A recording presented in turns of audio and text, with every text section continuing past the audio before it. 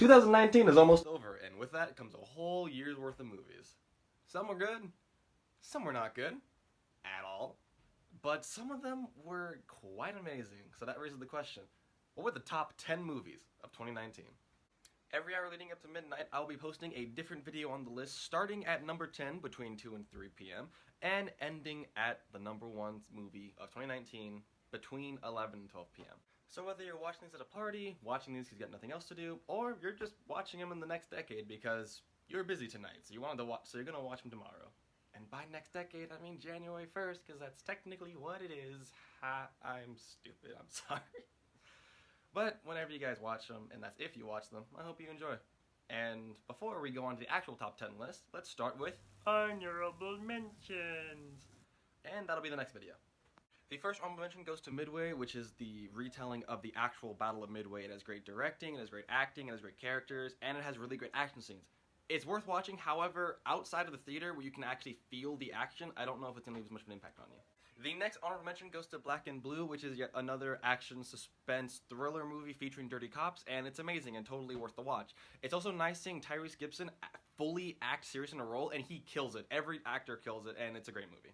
The next honorable mention goes to Detective Pikachu, which is easily the best video game adaptation we have ever gotten in a movie. It has great acting from the characters, the special effects are amazing, it has fun fight scenes, it has a fun story. It's just fun. It feels like a Pokemon game, and even like the Pokemon anime. If you're a Pokemon fan, this movie's for you. Go watch it, even if you're not. The last honorable mention is Klaus. It is released on Netflix, and it is a 2D animated movie about the origins of Christmas, and it's beautiful. From the story to the characters to just the way it's animated, it is beautiful and has become a Christmas tradition of mine from now on. Go watch it. Number 10. Let me guess, is this gonna be the 4th year in a row it's a Disney movie? Yep. How did I know? How did I know? So, the number 10 spot on this list goes to Frozen 2, and it's now the 4th year in a row where a Disney movie got the number 10 spot on the list, and I got some justifying here to do. Look, it's a really good movie, and I loved it, but there are some movies that didn't make the top 10 that I think that I might say are better than this movie. So why did this make it and not them? Well, quite simply, this movie came out at a very important time for me. The whole plot of the movie is about letting go of the past, accepting what is and isn't true, and being able to move forward. And when I saw this movie, I really needed to hear these words. Besides it just coming out at the right time for me, the story I think was improved, the visuals were highly improved, the music I think is as good, maybe a little bit better in regards to there's nothing as bad as Fixer Upper, and all the voice actors and actresses killed their roles. I think they did fantastic. I think this movie's a 9 out of 10, and it was a good first sequel. Number 9.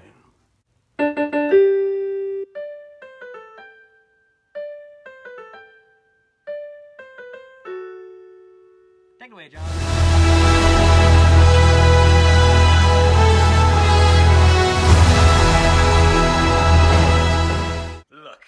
I know just putting this on the top 10 list is kind of controversial.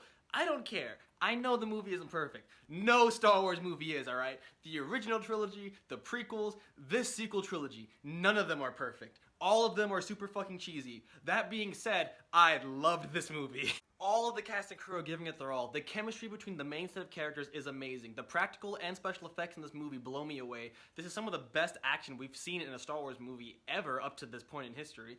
I think it's a really nice ending to this saga, and the fact that they were able to do anything with Princess Leia after Carrie Fisher passed away blows my mind. It's not perfect, but it's a 9 out of 10. I loved it. Number 8. Represent, yeah, gotta represent. Hey. 21 Bridges featuring Chadwick Boseman is a movie many of you probably didn't even hear of, and I didn't expect to love it as much as I did. A coke heist gone wrong, dirty cops, action scenes that are fun to watch, and a story that keeps you gripped from beginning to end. These are the highlights of 21 Bridges, and that is as far as I can go into detail in terms of some of these things without going into spoiler territory. All the actors and actresses killed their respective roles. I ended up loving the characters I was meant to, hating the ones I didn't, and feeling mixed emotions about the ones that I was supposed to. You spend a decent amount of time in this movie with the robbers in the movie, and rather than being like annoyed when you're with them, you're actually intrigued and want to learn more about them because they're written so well and acted so well that you genuinely are invested in them as well as Chadwick Boseman, the main cop. The plot twists are handled well. It's a really well-written story. I give it a 9 out of 10. Watch it if you haven't. Number 7. Spider-Man, Spider-Man, friendly neighborhood Spider-Man. Bitch, please, you've been to space. Tony's dead and you're a disgrace. Oh no, I am the Spider-Man. I am no Iron Man. Oh, I am the Spider-Man.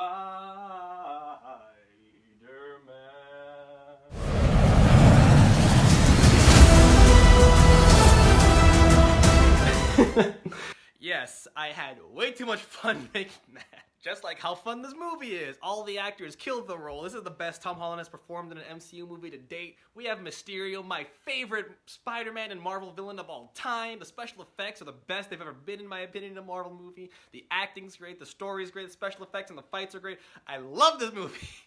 Some of that hyped up energy is from me making that short, but I still love this movie. It's a 9 out of 10. Go watch. It's the best Spider-Man movie we have. Number 6. The joke is that I'm sleeping.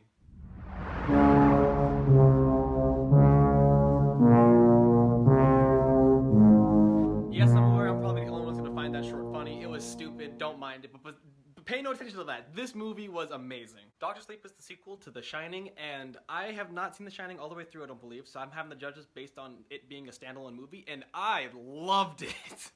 This story is a lot more action, adventure, thriller, mixed with a little bit of horror than pure horror, and that is perfectly okay for the type of story it is. It is a story that you're on the edge of your seat for. You don't know who's gonna die, who's gonna live. The acting from everyone is amazing. Ewan McGregor as the lead, mwah, I fucking love Ewan McGregor, he's amazing. Most Stephen King stories tend to have this thing where everyone seems to agree the ending was bad, and I think that's not true with this one at all. I think it's an amazing ending. It wraps things up and starts characters on new paths. It's a 9 out of 10, and I want to watch it again. Number 5. Oh boy, how do I explain this one?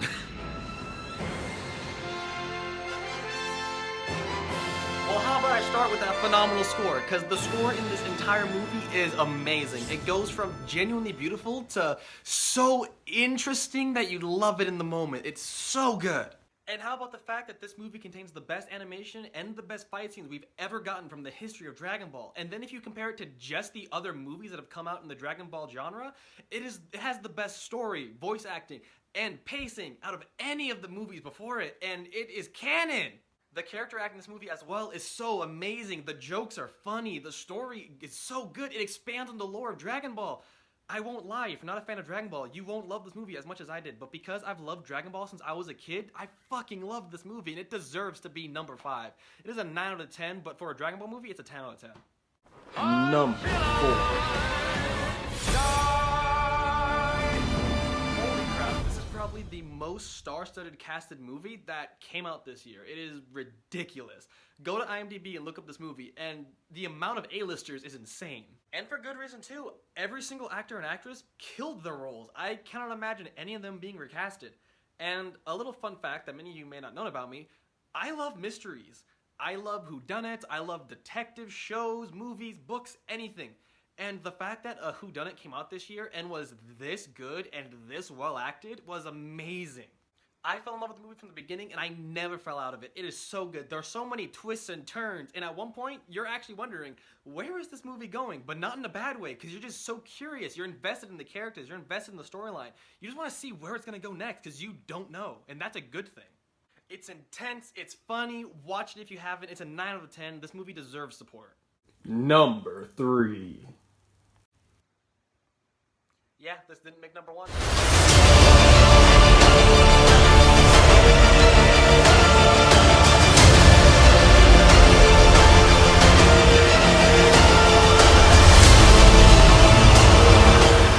Let me just start off saying I love this movie, okay? For a culmination of over 10 years, this movie did a great job finalizing many of these character stories and letting us continue onwards at the same time. It did a great job of it. It has problems, yes, but it also has so many amazing moments that you can't just ignore. The character interactions, the characters' endings for so many of them, the CGI, the fight scenes, just... This movie has so much to praise, but it also has problems. That's why I can't put it at number 1. I love it, I will celebrate it, and I will do a full random movie review on it next year because it deserves it. But it's a 9 out of 10, possibly a 10 in my heart, but yeah. Number 2. Dude, I just got a really good idea. Okay, so what if you made another Joker, but this time it was good? So basically every Joker we've made except for Gangster Joker. Yes. I'm gonna be honest, whenever Joker was first announced with Joaquin Phoenix and the very first still photo of his costume was, released to the public, I was skeptical, much like many other people. I didn't think it was gonna be terrible, but I was skeptical of how good it would be. And then the movie comes out, and it is phenomenal. From the story, to the acting, to the set pieces, to the plot twist, to the score. Everything in this movie is amazing, especially Joaquin Phoenix's acting and the way he lost so many pounds for the role. Holy crap, he embodies the Joker in this movie. This is the first ever movie that made me speechless, but also want to keep talking about it. It's a 10 out of 10. My number one movie of 2019. I'm not even a Cars person. How is this possible?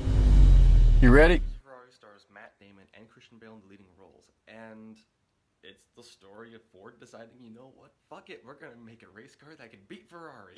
I am neither a racing fan nor a big cars person, and this movie, I fell in love with it.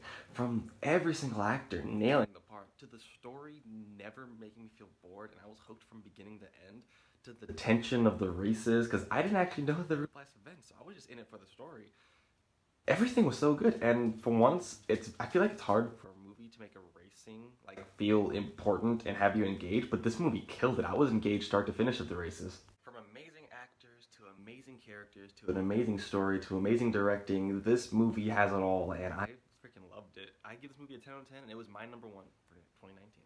And I got this soda, when me boys